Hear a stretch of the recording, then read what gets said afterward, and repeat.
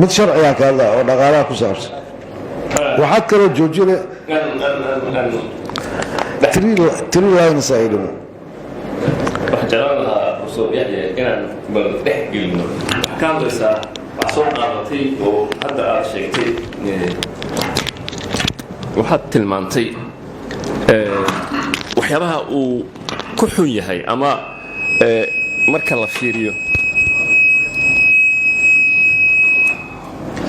la fiiriyo warsoore waxaa ka hadlaysaa dal ay ka jirto deganaansho dal shaqaynayo dal hadda waxaa soo qaadatay dowladdii maxamed saad barre waxyaabihii dhacay ama negativitygii ama haddii aan dhahno waxyaabihii ka soo horjeeday oo aan saaciidayn wakhtigaasa ka hadashay laakiin hadda waxaan anaga joognaa dal burburay dayn lagu leeyahay dayn kale aanan qaadan karin muddo waxaa lagu soo jiray ilaa laga soo bilaabo dowladdii xasan sheekh barnaamij la yidhaahdo staff monitoring program oo ah barnaamij wax looga qabanayo qodobo dhowr ah waxaa ka mid ah sidii loo dhimi lahaa bobartiga amaba saboolnimada sidii loo dhimi lahaa waxaa ka mid ah in la kontaroolo nidaamka dowladdu ay u shaqayso oo ay budgetkeeda iyo institutionadeeda ay u shaqeeyaan in ay lala socdo oo ay kontaroolaan IMF-ta iyo World Bank waxaa kaloo marka jira arrimahaasi oo dhan waxay keeneen oo ay meesha u saamxeen dowladda in maaragtay la yidhaahdo waxay u qalmaan in laga cafiyo daynkii marka barsoore waxay ila tahay inaad aad maaragtay ugu qiimaysay dowlad jirta oo shaqaynaysa oo IMF-ta iyo hadda dalal badan aan u baahnayn waxaa ka mid ah dalalka stability-ga haysto maanta IMF uma baahna World Bank uma baahna Paris Club uma baahna macnaha dadka deeqaha bixiyo sida IDA-do kale oo mashaariicda bixisa uma baahna laakiin dalkan wuxuu u baahan yahay marka ugu horeysa ilaa dayn 5 bilyan lagu leeyahay oo waliba interest rate-keedii uu mar walba socdo oo uu ku sii kordhayo marka haddii dowladdu ay ka shaqaysa arrintaasi ma aanan wajacla horta runtii maahi aniga dowladda kama tirsani mana difaacayo laakiin markaan aan darsay inta aanan barnaamijkan aanan gelin oo aan soo darsay aan waxaan arkay dhacdooyin sax ah oo taabanayso iyo waxay dowladdu ka qabatay iyo meesha ay maanta uu soo gaaray waxaan isleeyahay maanta wuxuu marayaa decision point wax la yidhahdo meeshii laga amba qaadi lahaa ay maraysaa waxaa dhiman compilation in oo la dhameeyo marka waxaasi oo dhan ay dhacaan waxaa kale uu sheegay ninka la yidhaahdo David Malpass oo ah madaxweynaha bank adduunka wuxuu sheegay uu leeyahay Soomaaliya waxay qaaday hal tallaabo oo horumar ah waxaana maanta xaqiiqoobayso bishan oo February marka ay dhamaato in Soomaaliya IDA oo ah International Development Association ay u ogolaato mashaariic dhismo wadooyin miyaana marka waxaasoo dhan aan horumar ahayn mise waxaan leenahay anagu waxaan ka eegaynaa mar walbo sayidka oo maxaan ku idhahdaa inaan ay tahay wax xun un makaran mise waxaan horta xisaabteenna ay tahay wax la yidhaahdo dalku waa burburay maantuu soo kabanaya maanta wuxuu u baahan yahay daynkii laga cafiyo wuxuu u baahan yahay in mashaariic oo dhismo wadooyina loo baahan yahay cusbitaallo loo baahan yahay bridgeya loo baahan yahay marka professor miyaanay ku muuqan waxaasoo dhan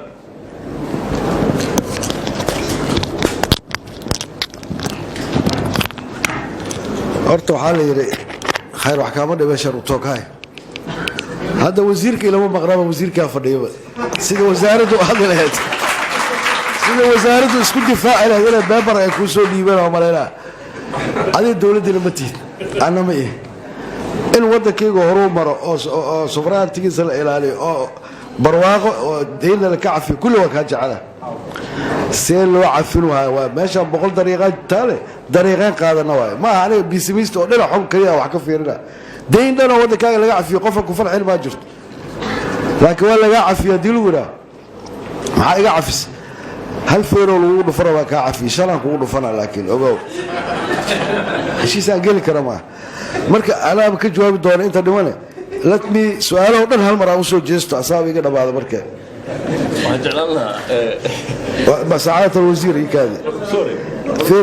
waxaan jeclaan lahaa laakiin soo koob waa soo kooba laakiin waxa ودودينا lecture هدي أي نقطة أو مانتو lecture ما دتك review points إلا سي أنا ما علينا هاي إنه lecture جديد مركز هالجديد lecture سوق كان كاريو points أنا ضد horta qofku wax asoon ogay ra'yigaaga su'aalka ma weydiin karo waa ina marka hore gudbiya ra'yiga su'aalaha inta aqaan ka jawaab waxaan aqaanin ana wadi dhahay ma baqaaba maxay u dhibaa xalul marka waxa kale aad joojinay all capital movement hantida la soo gashana ama dad inta hanti kula la baxay kama hadli kartid iyo exchange control hadda free aad u tahay exchange control kaaga asiga waxa lacagaha sarifka dollar shilling euro shilling xurumatiid u dhaaf suuqa marmarna dawladaha fiscal monetary policy ka mid tahay inaad dhaqdhaqaajiso sadaqaalaad cilad jirta uga baxdo haddaad cilad aragto waa inaad fiscal policy qaadato laakiin monetary policy ma isticmaali kartid waa dhibaato kale jirto private and public resources ka aad haysatid competitive production ka gudaha aad ka soo saarnayd ee dibadda la tartami lahay iyagana waa laga curyaamiyey aan u soo naqana si kooban hadda issue taagan oo Washington Center Washington kan ahayd aan orwa waa idin sheegay hay-adahan wax badan oo kamid waa la soo shaqeeyay labada xarun oo isku dhow aragteen Washington ku yaala World Bank iyo IMF labada waati hadda Washington shanta bishan saddexaad 2020 ninka oo xisaabsan World Bank managing director of operations oo leeyahay Axel Van wuxuu dhahay IDA our International Development Associations waxay aeroski deymaha waa laga tagay waxaan ku faraxsanahay fiiriya I like ina mahad celiyo dawladda Norway ma dhayn dawladda Soomaaliya Norway maxaa u mahad celinay 365.9 milyan oo Soomaali ay uga bixisay bridge loan Norway government bridge loan marka maxay tahay bridge loan ku qoran deena la cafiyo ma ku tahay bridge loan Google hadda gal ka fiiri haddii aad bangiyada caadiga waxay ku leeyahay deynta ugu xunaa isku qaadan bangiga ku dhahay guriga raba inaan gato guri kala meel u wiil bangiga taga waxa la gurigaas haysta mana ii gudmo wahay iga dhiib kayga rahan waay interest-guna waa badan yahay waqtiguna waa yar yahay inaad ku khasaarteen oo badanta bangiyada caadiga marka maantuumaan marka laga hadlayo kaaga digayaan economic dictionary ka fiir marka waxa hadda loo sameeyay waa bridge loan oo Norway laga dhiibtay iyaduna ay nagu leedahay waliba interest-goo badan iyo waqtigooda why Norway are very interested out Norway iyo Qatar waxay rabaan inay controlaan baraaska gaaska adduunka special dadka jooga si u controlaan marka gaaska hobi iyo area that's the area labaad wadan ay indanayaan inay control karaan that's why lacagtan ay nooga hormaris soo jeedo marka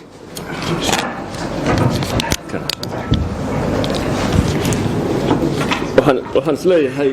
professorka anoo aan rabin inaan offend gareeyo haddana wax badan oo macluumaad ah inay professorku u ka maqan yihiin waxaan rabaa inaan yara sharxo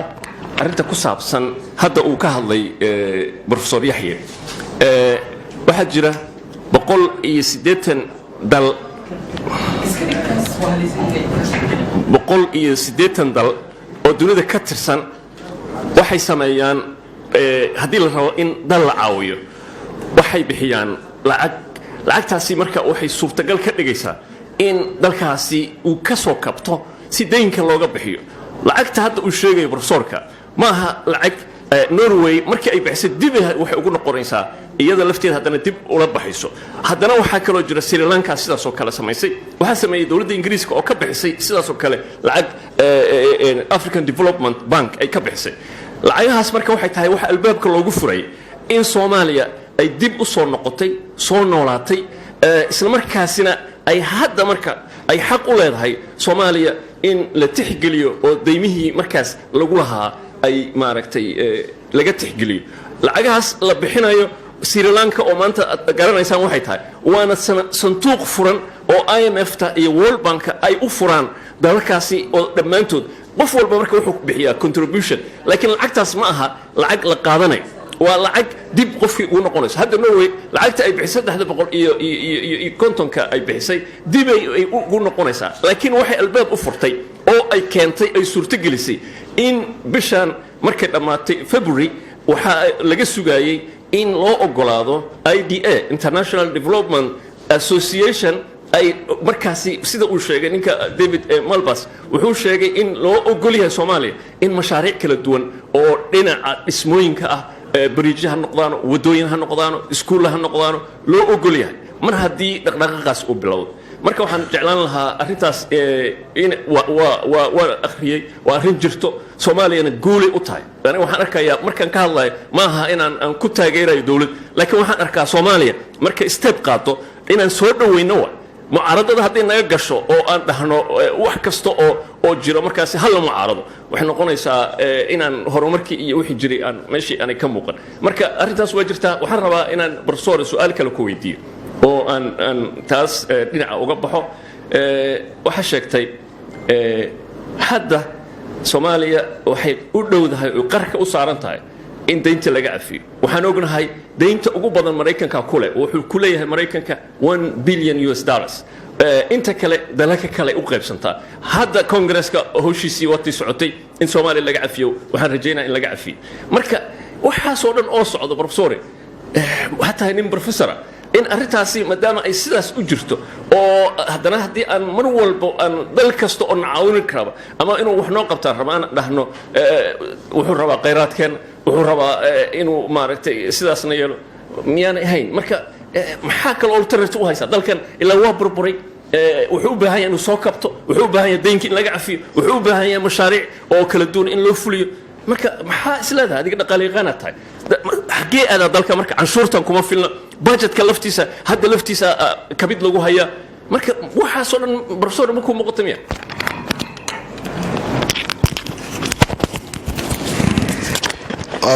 ما صدق أنا سوف فكرت ساعات الوزير أنا كودير وارك قام كأبو دفاعش يقرأ له political aspect هذه اللي فيريو أو بروباغندا ضد كسي واحد لو شيء جرت لكن أنا كإيكونوميكال فاكتس إلى قاعدة لا رون وحن سأقول عيان سألو قيمينا محاكي ما كرو هذا كو إلى كنيني كان قاعدة حنوك كود جوا كدينا لكن صدق عبر كدي وأقول له أنا كنيني وهذا حنوك يدرني حنوك لا هيدي صدق عبر كدي والله إلى حريص ما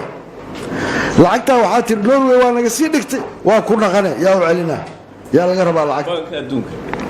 yow ka qaada banka ali asiga la xali asal lacagta u guda asal celina ma meesha taal deposit waa loo celina lacagta hadana World Bank shuruudaha aniga ma maamulo karo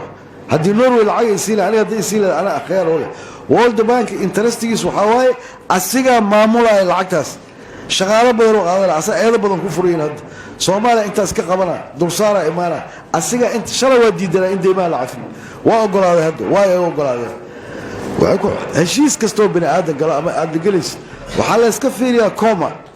yaa la gelin heshiis kuma dhinaaniyo heshiis waa la geli kartaa laakiin iska fiiri waxaan ku anfacayn kan iga badal